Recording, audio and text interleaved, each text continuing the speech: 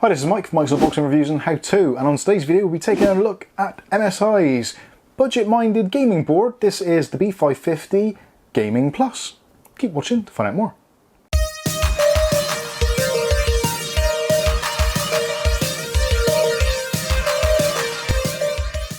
Okay, so in today's video we're taking a look at MSI's B550 Gaming Plus motherboard.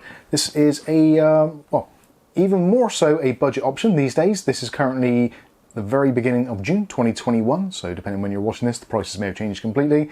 But at the moment you can pick up one of these for in and around the £100 mark here in the United Kingdom, which actually, for the spec of board, is fantastic. Now, this originally released in, well, about a year ago I think it was, probably about August 2020, and had a retail price in the US of around about $160. Now obviously pricing has gone completely in the last few years, months, etc. So yeah, take that with a pinch of salt. But essentially, this board, up until pretty recently, was still retailing for around about the 130, 140 mark, at which point it didn't make a great deal of sense with other really compelling options, such as the MSI Tomahawk and also the Gaming Edge Wi-Fi, which were only about £10 or £15 dearer, but offered significantly better specs. So now in 2021, with this coming in around about the £100 mark, does this now represent the best value for money in MSI's product stack? Well, let's find out. So specifications of the board, as you're probably already aware, it's a B550 chipset. So that is AMD's kind of mid-range chipset. So you don't get some of the nice features such as full PCI Express Gen 4 support across the entire board. You only get it on the main graphics card slot and also your primary M.2 slot. The rest of the chipset takes care of all the rest of the peripherals, so you're looking at PCI Express Gen 3 or Gen 2 depending on which ports are connected, and also you've got the usual things where you plug some stuff in and other stuff stops working, etc, etc. Now on this particular board it's worked out relatively nicely. The last of the PCI Express slots, which is the 16x slot, which normally would be PCI Express Gen 3 times 4, even though you can put a 16X slot in there or 16X card in there. If you choose to use your secondary M.2 slot, then that slot is completely, gone. It doesn't work. So it's a really easy thing, and deciding whether this board is right for you. If you want to use two M.2 drives, fine, fantastic. If you want to use two graphics cards and two M.2 drives, not so good. So anyway, let's go through the unboxing and see what we actually get. We'll go through, give a tour of all the parts on the board. We'll talk about some of the downsides of this board as well, some of the areas where costs have definitely been cut. We'll talk about compatibility, and then at the end, well, you can make up your own damn mind. So looking at the packaging, first of all, you can see, pretty much usual stuff from MSI. So MAG B550 Gaming Plus, B550 chipset, as we said, 3rd gen Ryzen desktop ready. Sadly, this one doesn't have the 5000 series badge on the front, so if you were to use this with a 5000 series processor, then yep, going to need to do a BIOS flash, but it's not a problem because you do have one of those USB flashback buttons. And if you want to know how to use that, then you can click on the link up here to see. Basically, I've done it on pretty much every MSI B550 board they actually make. So yeah, I've had a little bit of experience with that, and it generally works very, very well. So if you want to find out how that's done, yeah, click on the link up there. I will be doing the BIOS update on this. We will be recording it, so there will be a separate video for that as well. And also we'll be doing a BIOS tour as well. So if you want to see the minutiae of what goes on inside the BIOS on one of these boards, then again, click on the subscribe button and the chime icon, and you'll be notified of future video releases. As per usual, the usual thing applies. It does say there that this is not compatible with the 3200G and the 3400G. Now there's lots of kind of reasons why that is and isn't the case. It depends greatly on what USBs you're using, what PCI Express Gen lanes you're using, all that kind of stuff. I think they've generally put this as a kind of a catch-all. So because there's potentially some configuration issues, they basically said, right, we just don't want to get involved with it. Other manufacturers, such as Gigabyte, have quite often released updates to give full compatibility for the 3200 and 3400G. MSI haven't been quite so forthcoming with that. Obviously, again, this is June 2021, so things may change by the time you actually watch this video. But as it stands, they don't recommend it, although, as we've seen with all the other B550 boards, when I put my 3400G in there, it boots, it goes into the BIOS, etc, etc, and you can install Windows generally on an M.2 drive. Again, your mileage may vary. If you're not entirely sure, then feel free to reach out to us in the comment section, or you can join our Discord and we can have a chat about it there. Moving on to the back of the box, goes through some of the specific features. Now this is going to be very similar to other MSI boards, so do excuse me if I'm going over the same thing again, but if you're looking at MSI boards for the first time, then some of this may be relevant to you. So performance wise, we've got all the usual features. So we've got core boost, which is basically precision boost overclocking. You can go to the boss and enable that very easily. You've also got DDR4 boost, so this will take DDR4 RAM up to DDR 4400 MHz. Currently, as we speak, again, this is June 2021, it does change. They will increase that memory frequency ability as BIOSes come out and also as memory frequencies increase. But I think for most people, you're probably going to be hitting around about the 3600 MHz on most RAM, maybe 4000 or, well, maybe even 4400 if you're a baller. Also, it supports Lightning Gen 4 M.2. Now again, that is going to be only in the primary top slot. The bottom slot is going to be reduced to PCI Express Gen 3 times 4. The top slot actually will do SATA and also NVMe, so that's absolutely brilliant for flexibility if you've got a slightly older SATA-based M.2 drive. Sadly, on the bottom slot is going to be PCI Express Gen 3 times 4 only, and obviously slower version also, times 2 drives, times 1 drives, all that kind of stuff. You cannot use a SATA-based M.2 drive in the lower slot. Also on the board, we've got audio boost, which is yeah, kind of like a little bit of a gimmick really. Basically, you've got good sound to noise ratios on the onboard audio chipset, which is one of the areas where this board does lag behind slightly. So this is using a slightly older Realtek ALC 892 chipset. It still supports Dolby 7.1 and all that kind of stuff, surround sound, but it's not quite as polished as the newer ALC 1200. Obviously, yeah, it's a higher number, so it's going to be better.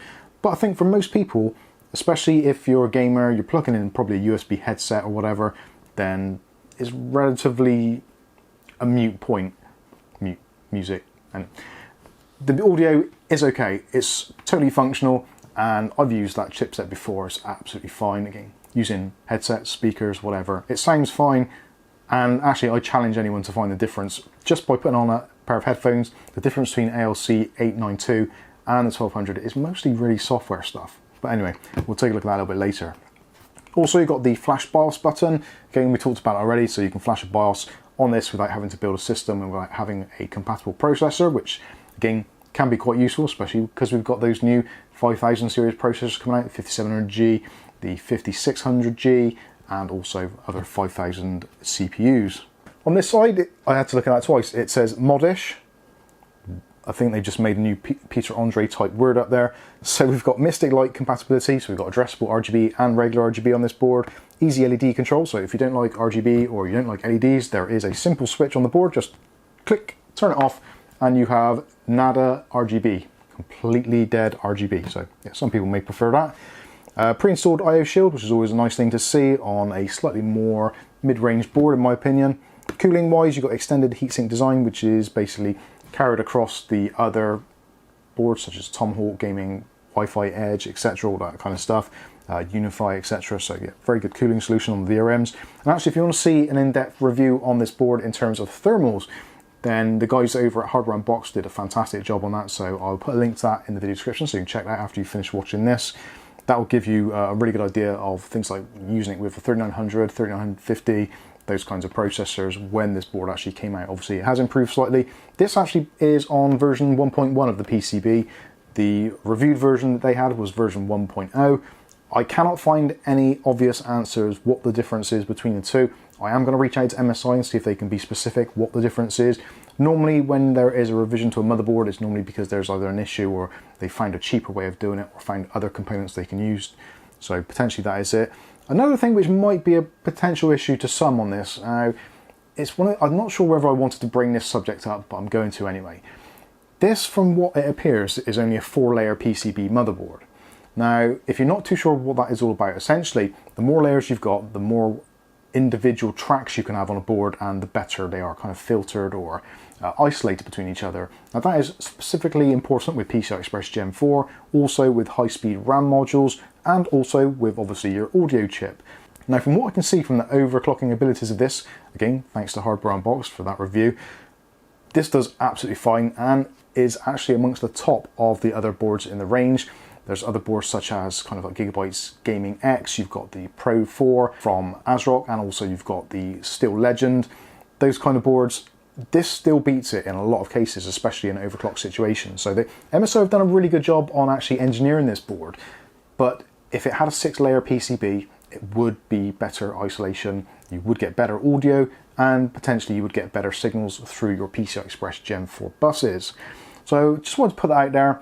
Again, I'm not entirely 100% sure that is the case. From what I can tell, it is a 4-layer board. It is a little bit thinner, that is definitely noticeable, but certainly that is very much in keeping with the rest of the boards in this particular price point, even when this was reviewed at the kind of $150 mark. Now it's in the £100 mark, it's still a lot of board for the money, regardless of how many layers it's got. Also, you've got airflow optimized, so there are a ton of headers on this for fans and cooling. So you've got 8 headers in total, 6 of which for fans, all rated at 1 amp. You've got 1 for the CPU, which is rated at 2 amps, and you've got 1 for a pump, which is rated at 3 amps. So yeah, tons and tons of flexibility. Regardless of what case you get and how many fans you get, I think you'd be hard pressed to use up all of those connections in one fell swoop. So in the unboxing, we've got the motherboard itself, which we'll take a closer look at shortly. So you get the usual stuff, MSI gaming stuff. You get one of those, a little badge to stick on your PC, which I don't think anyone ever uses. 2 SATA connections for connecting up those older SATA drives, should you wish to. There's also 3 M.2 screws, a nice thick owner's manual, a quick installation guide, case standoff notifications, a DVD, a thank you for purchasing MSI products, and basically their reward program for reviewers, etc, etc. Yeah, that's enough of that. Okay, so let's take a good look at the board itself. So as you can see, this is a pretty board. There's no denying that. It does look the absolute bees waltzits. I really love MSI's aesthetics. The way they actually put a board together, for me, I think is brilliant. It's a very neutral color scheme, but there's a lot of things there going on which actually make it look nice. Now essentially, because this is kind of like an entry level board-ish, because of obviously the cut down audio chip and possibly the 4-layer PCB, they have made it look like it's worth considerably more by adding lots of metal. So you've got the chipset cooler, you've also got the M.2 Frozzer shield, you've also got absolutely massive heatsink here for the main VRM, and also a smaller one for the supplementary VRM. It does look absolutely brilliant, and the nice thing as well is the fact that it's all kind of color coded in that nice black finish. So unlike some of these Gigabyte boards like the Gaming X, which for some reason is still brown, it's like, hello, this is 2021, the 1990s called and they want their motherboards back. What are they even thinking? Absolute insanity. In a modern era where most of us are happier looking at our PCs than actually using them, you'd think they would learn a lesson from MSI on this. But yeah, this is a really nice looking board. You've got, again, massive heatsink here for the VRMs. The VRM setup is a kind of like an unusual setup. It's a down step from things like the Tomahawk, etc. of the B550 range, but it's a step up from the Tomahawk from the previous range, which is the B450. In fact, this actually shares a lot in common with the B450 Carbon Gaming Pro Wi-Fi, which actually had a 5-stage VRM. So there's 5 stages coming in here, which then go through a doubler. Then you've got kind of like 10 split phases. So that goes into the typical kind of VRM setup that we had with the B450 boards. Again, it's using the 4C029s, I think it is, and the 4C024s on the high and low sides. So yeah, it is technically they list it as being like a 10+2 or 10+3 setup. But yeah, essentially it's kind of like 5 main phases with a separate one for the V-core. Yeah, it's a tricky one. I'll actually put some links in the video description, so if you want to check out in more detail, you can do. Essentially, what I'm saying is, this isn't the best VRM setup, and obviously it isn't as good as the B550 Tomahawk, but it certainly does get the job done. And again, Hardware Unboxed did all the testing on it, and it actually passed with flying colours, especially in its price category, so yeah, got no worries there.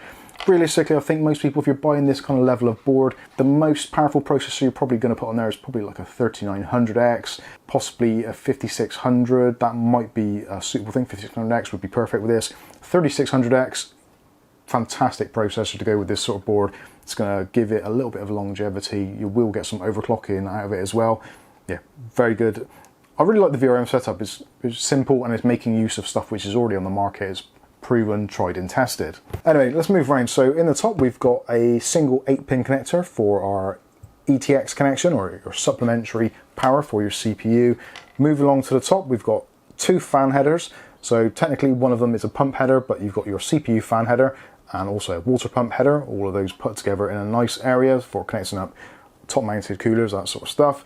You've also got your first of your addressable RGB connections at the top, so that is a 5V 3-pin, absolutely brilliant, always like to see those. Moving down, we've got System Fan 1, System Fan 2. Next to that, we've got our Easy Debug LEDs. Those are absolute lifesavers. I really do like those being introduced on boards. How we managed to get by without them, I'll never know. Back in the day, I'm saying that because I'm slightly old, but back in the day when MSI were kind of really just getting into the swing of things with motherboards, probably in the early 2000s, they actually had a little USB connection which you could plug in, and there was 4 LEDs that went onto a little back I/O plate, which you could do diagnostics from, which was brilliant. And it kind of went away for a while, and then it came back when they started doing these mounted on the board. So yeah, good to see. If you're getting problems with BIOSing, booting, etc., you can work out what's going on from the diagnostic LEDs. We've got 4 slots for RAM, which is what you pretty much expect to see on an ATX format board, and obviously you've got your AM4 socket there. How long that is going to be relevant for, who knows, but hopefully at least a couple more years, that would be nice. You've got a 24-pin ATX power connection, and next to that you've got a front-mounted USB Type-C connection, which is a really nice thing to see. There's quite a few boards actually on the market which don't have that, even a board such as the one in the PC behind me, which is the Asus X570 Tough Gaming. That doesn't have a front-mounted USB Type-C connection.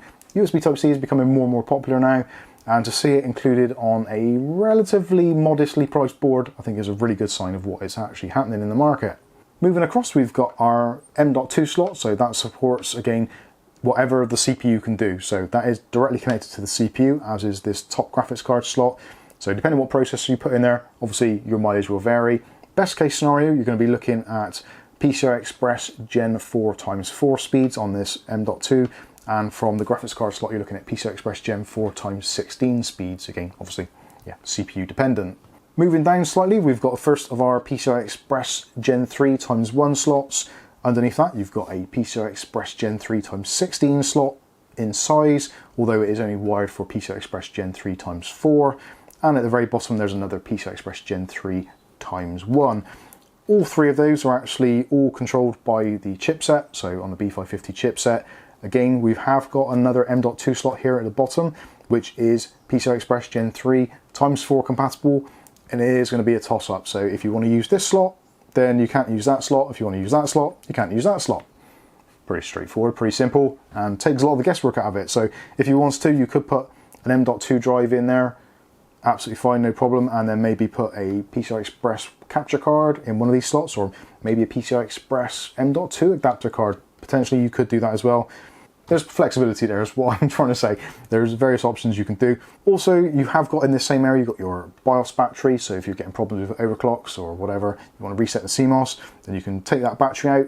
And also underneath it are the 2 pins that you would need to short out to reset the CMOS, so yeah, you can do that all that in that area, which is all cool. Moving across, we've got the Gaming Plus logo, which looks really nice there on this chipset cooler. The chipset cooler actually also has another trick up its sleeve. There are some addressable RGB LEDs which circle around the outside of it. Very similar to the Gaming Edge Wi-Fi boards and Tomahawk, etc, etc. So nice feature to see that. And to be honest with you, at a distance, you probably wouldn't know the difference between this and the Tomahawk anyway. So yeah, you probably could get away with that without spending the money. Anyway, I digress. On the side, we've got 6 SATA ports there. I guess those are becoming less and less popular these days, but certainly they are there. So that is 6 ports there. Regardless of what you do to the PCI Express on this side, those will all remain functioning regardless. So that's handy for some, probably not as handy for others. Would have been probably nice for some to be able to ditch that altogether, maybe have another M.2 slot. Hey, it's all down to how the chipset works, and is part of the B550 setup. So moving down further, we've got another system fan header. So that's fan header number 3, I think. 1, 2, yep, 3. Also in this area we've got our front I/O connections, so there is a connection for front panel I/O. Next to that is a one for either speaker or BIOS buzzer. Very rare that people use those these days, but you can do. If you want to put a buzzer on there, use the middle 2 pins of the 4. If you want to use a speaker, then you can put one on the 2 outer edge ones. So you can do all that, and it's actually labelled up on the board what it all does very clearly, so that's pretty good. Next to that you've got a USB Type 3 front panel connector. Awesome, glad to see that, as well as the Type-C.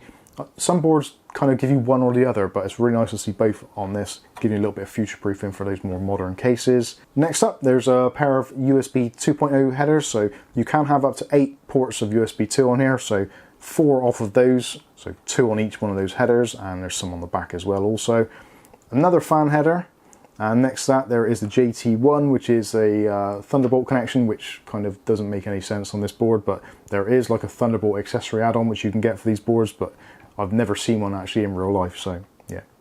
Next up there's a header called JF1, no idea what that does. It doesn't say it in the manual, so just ignore it. It's probably one of those things which MSI use.